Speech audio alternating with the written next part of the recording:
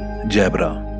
अब आप सोच रहे होंगे कि भला जैबरा भी खतरनाक जानवर कैसे हो सकता है। मासूम और सीधा साधा दिखने वाले इस जानवर को हमेशा हमने इसको दूसरे जानवरों का हमेशा शिकार होते हुए ही देखा होगा, मगर अभी आप जो वीडियो क्लिप्स देखने जा रहे हैं, आप इन्हें देखने के बाद इसे मासूम समझने की गलती कभी नहीं करेंगे।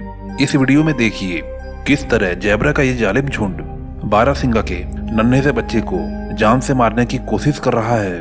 दोस्तों, जैबरा का एक चौंका देने वाला फैक्ट यह है कि मेल जैबरा किसी फीमेल जैबरा को उसके बच्चे के साथ देखना बिल्कुल भी पसंद नहीं करता।